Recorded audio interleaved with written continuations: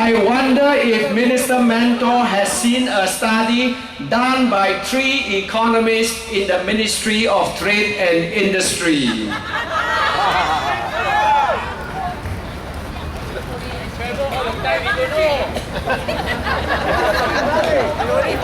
This is the study.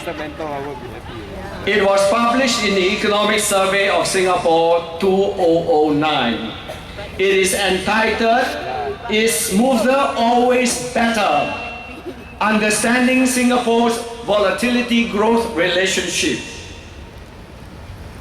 It analyzed the movements in the growth of manufacturing, construction, and services sectors in the 30-year period from 1978 to 2008. It concluded that first, the services sector on the whole has relatively low volatility. And second, a large part of the increase in volatility in Singapore has stemmed from the manufacturing sector.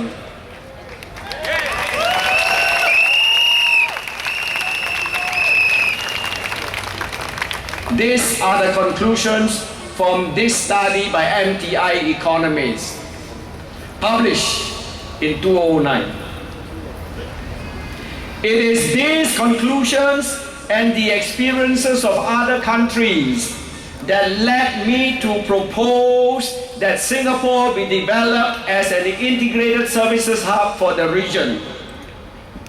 Let me tell you more about my $60 billion economic plan. I call this the National Regeneration Plan. I believe you have a copy of my report. This has been circulated for your benefit. If you don't have them, try to get them from one of us. I think we still have quite a number of copies.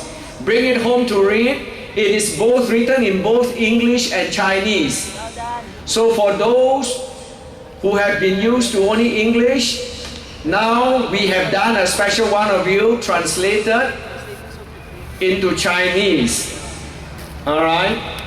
It also includes an article I wrote when the late Dr. Goh Keng Swee died.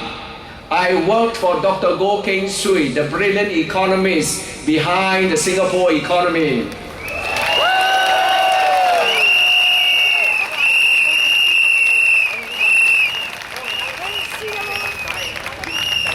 This one, go home and read. The details of my economic plan are inside here, but I'll go through with you now.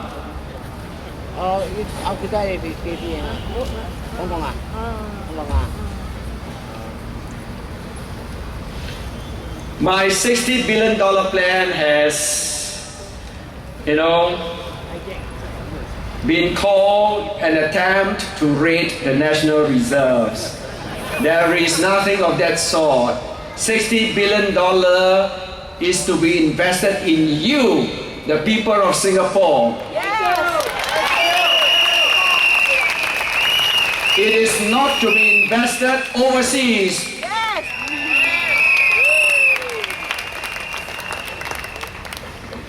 My $60 billion plan consists of 6 regeneration funds of $10 billion each. One is for industries, is to provide funds to assist existing manufacturing companies who want to shift out into services or to relocate their manufacturing operations to neighboring countries. I have touched on this last night already, so I won't go through again. Enterprise regeneration, $10 billion.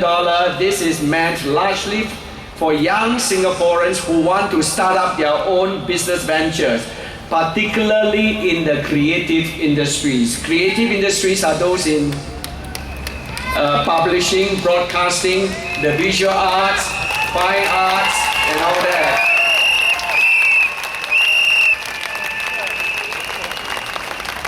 These industries are concerned with the generation and exploitation of knowledge and information. Creative industries are a key component of the knowledge-based economy. Individual creativity, skill and talent drive these activities, which have great potential to create wealth and jobs by generating and exploiting intellectual property.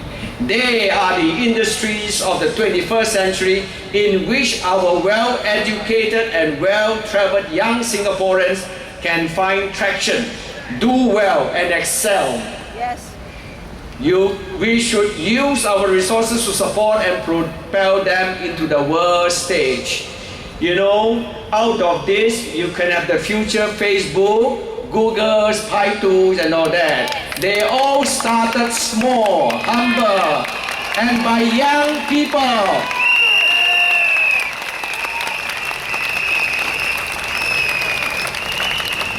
My plan will provide grants of up to $1 million to each startup. This $10 billion fund will create 10,000 enterprises, who will hire at least 20 to 30,000 Singaporean staff.